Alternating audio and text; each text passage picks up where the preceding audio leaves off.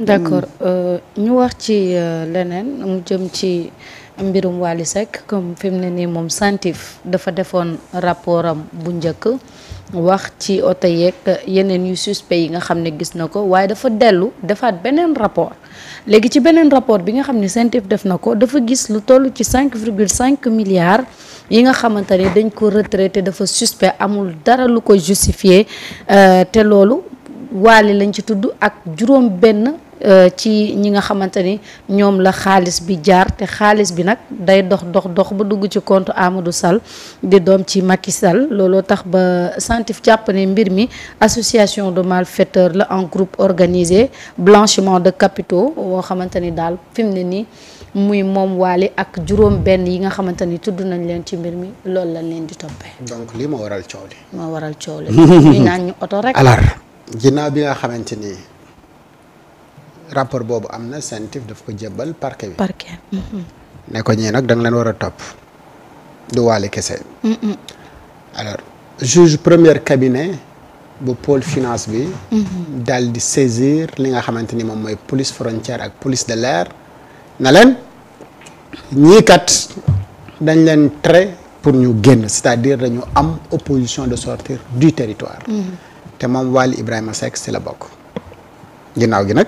si la Wally jot xibaar ca dëkk ba mu nekk ne fi mu toll nii jot na ab opposition de sortir du territoire donc bu yegsee aéroport rek gars yi dañ koy acheminer directement ca nga xamante ni moom mooy juge bi ba bu jotee xibaar boobu nag la coow li commencé di bëri lu ne nag nit di ko wax mais jamono jooju dama jàpp ne ki ko xibaarul ko woon ne dafa am beneen rapport bu yees. waaw moom mu jàpp ne gaañaa nga ca rapport bu njëkk ba rek. oto ba moo tax ma ne woon fii mbirum oto yooyu moom Sentif mën na la see bañ a li mën rapport bi mën na cee nekk mais enquêteur bi dem parce que acte de vente yëpp au Sénégal sont enregistrés ici à la police centrale.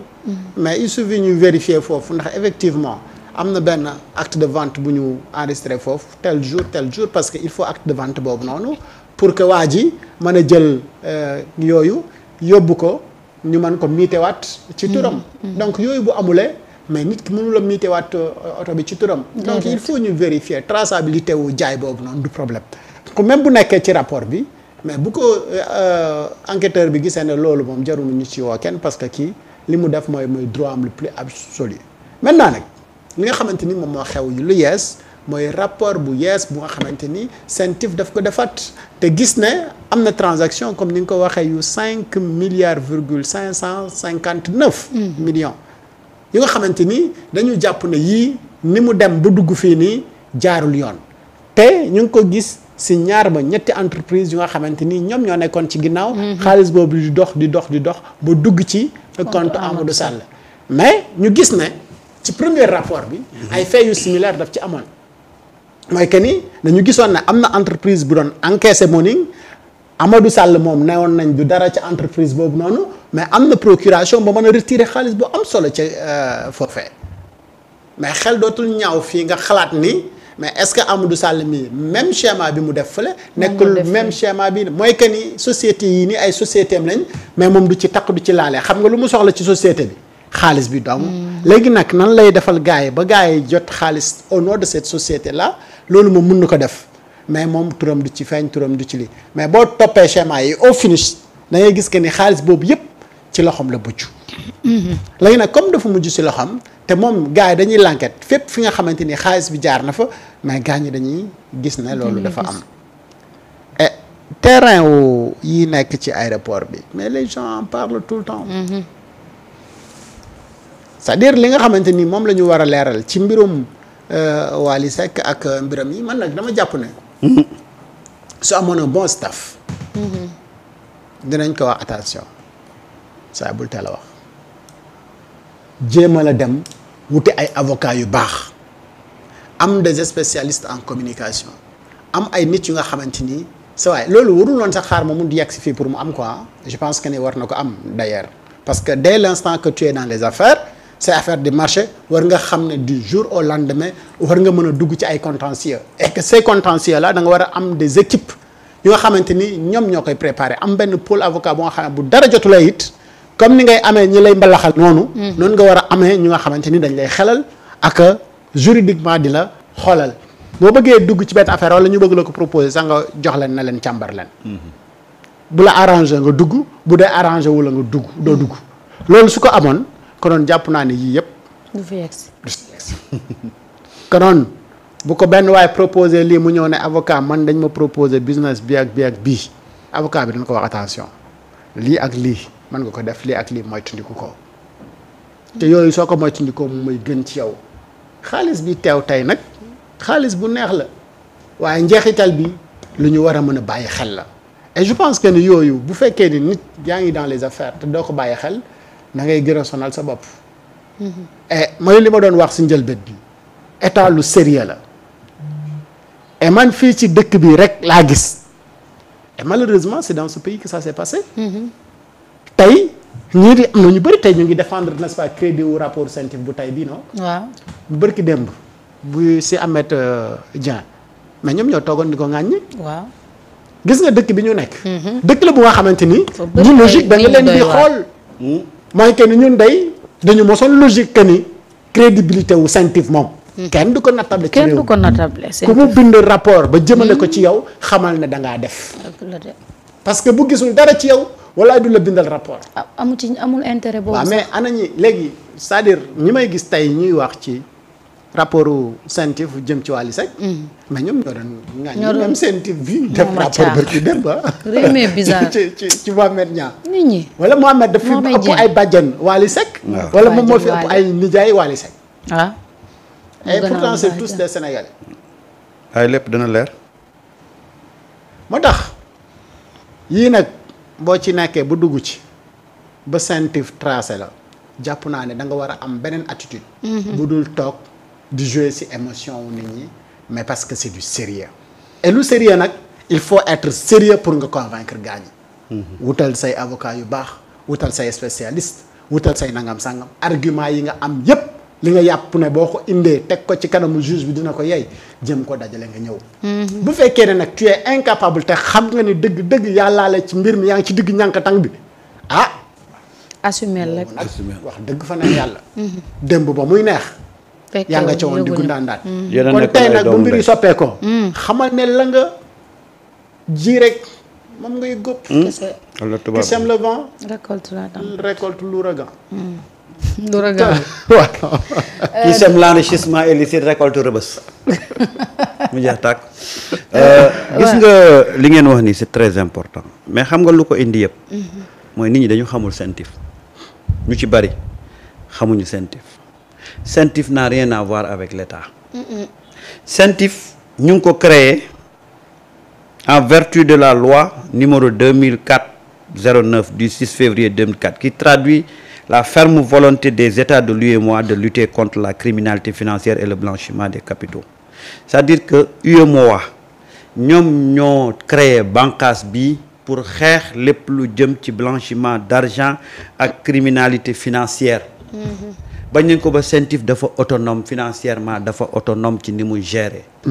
CENTIF nag dafay liggéey ak les établissements financiers.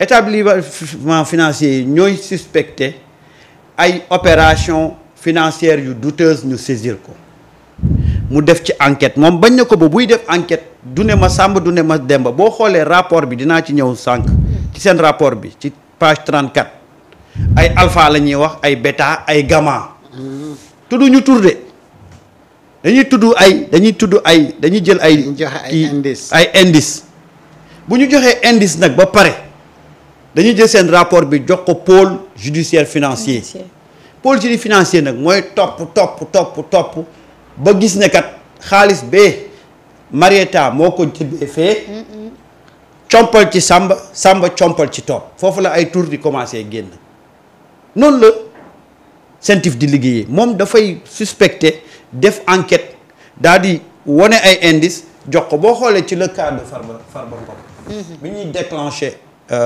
audition Farba mais c'est à partir du rapport de la CENTIF ci la pôle judiciaire financier ne dañu suspecté ay opération financière yu douteuse jóge ci tel SCI jaar ci tel SCI jaar ci tel SCI daal di commencer nag nommer ay noms ne société temps Farba société temps Taïro société mais sur la base de loolu pôle judiciaire financier def ci la ñu woowee ñi entendre leen daal di leen door sous mandat de dépôt c'est exactement ça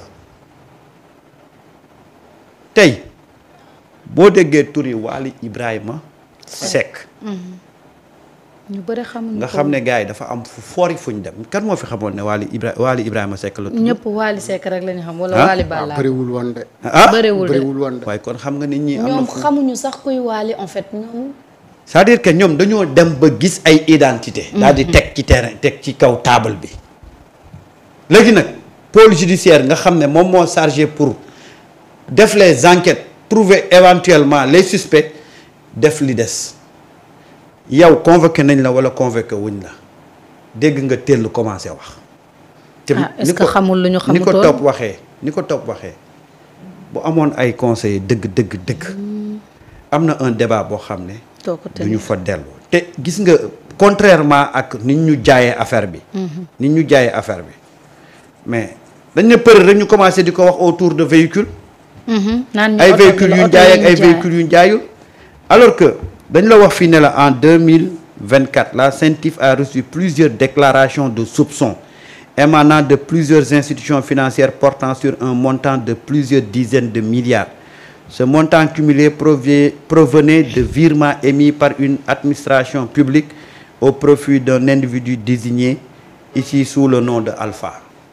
xam nga ñoom ay Alpha la ñuy wax ak identifié comme une personne politique exposée. ñu ne la l'analyse du compte de monsieur Alpha a permis à la CENTIF de constater plusieurs opérations financières entre 2017 et 2024 dont le montant cumulé se chiffre à plusieurs virements. Ces opérations étaient constituées essentiellement de virements de remise de chèques, de bons de caisse, de dépôt à terme, de bons anonymes sans justification économique. ñu ne la saisine des autorités en charge de la commande publique par la CENTIF a permis d'établir que monsieur Alpha n'avait pas été attributaire de marchés publics au cours des 10 dernières années. Donc gis nga ñoom ba tey ci li ñuy wax ay alpha ak ay gamma ay bêta lañ lay wax mais maintenant bu ñu jëlee rapport boobu jox ko pôle judiciaire financier. oui mais bien que ni. dans le rapport il te dit alpha oméga ak yooyu. mais le compte bancaire est identifié à un nom. Absolument. Donc il connaît. de qui il s'agit. léegi nag alors ces entreprises yi nga xamante ni moom la ñu créé mais il suffit nga dem ci notaire bi ko créé. absolument pour nga xam. mais kañ lañ ko créé lan mooy activités yi ñu déclaré. aujourd'hui bu pôle financier demoon saisir notaire yi mu xool les entreprises yi ñuy créé ak activités yi nga xamante ni moom moo jot a am sous Macky Sall. mais sa waay lu bëri dina xew de. voilà d'accord. léegi. ni ko toog waxee ñoom gis nga bu ñu la joxee alpha bêta gamma ne la lii c'est-à-dire que derrière ça y a des sociétés y a des comptes. comptes yooyu nag xam nañ ka ca nekk xam nañ fi mu jóge xam nañ fa mu jëm bu ko joxee pôle judiciaire financier avec toutes ces données là dafay dem xool les personnes qui sont derrière mu convoquer leen te bii nag xam nga la moo ci grave. bu ngeen fàttalikoo traité nañ ko fii. xaw ma substitut procureur bi il avait demandé daf leen ñu inculper leen. dóor leen mandat de dépôt. waaw. loolu moo ci garaaw. loolu ci premier rapport bi. ca premier rapport ba. inculpation suivie de mandat de dépôt. moo taxoon à l'époque internautes yi doon xaw a mettre naan mais la ñu waxoon fu ci gars yi toll ku ci ñoom mel ni ñoom ay ba à plusieurs reprises ñu doon interpellé ci waa mais gars yi fu ñu mujjee xam nga loolu mooy problème bi. ndax rapport bi ñu njëkk a génne interpellation. lañ ci def dañ ci def. inculpation placée sous mandat de dépôt. xam nga 10 yëpp. waaw xam nga dañ ne woon 10 yëpp. sauf le docteur là bi yoroon lii bi. nu mu tudd j'ai oublié le nom mais sauf docteur boobu noonu moom la ñu waxoon rek bu ko kenn def mandat de dépôt. parce qu'il y avait des raisons yu ñu ci avancé. li si des yëpp les 9 autres. nañ leen inculpé placé leen sous mandat de dépôt. et boobu y avait 2 personnes ñoo xamante ni on a posé des questions ici ana ñaar ñooñu et mandat d'arrêt international bi nga xamante ni depuis boobu ci koy xaar contre le fils de Macky Sall. mooy Amadou Macky Sall mais kenn amagul ci benn information. te yii yëpp ñuy wax ni nit mënu ko régler sans pour autant nga déglu Amadou Macky Sall ci mbir yi. donc léegi nii lan mooy desandi ci fan yi di ñëw ni man j'espère que le jour à venir mais les gens vont brandir benn mandat d'arrêt international contre moom Amadou Macky Sall parce que quand même yii yëpp ñu nekk di wax ni bu fekkee ni moom moo jëriñoo xaalis bi mais am na benn rôle bu nga xamante ni joué na ko balaa xaalis bi di yegg foofu man nag ma doon waa ji Wally Seck damay ñëw de pôle financier yib bi yëpp ne leen yëpp nag waa ji Sall la bu ngeen jàppee jàpp sàcc bi bu ngeen jàppul bàyyi ngeen sàcc bi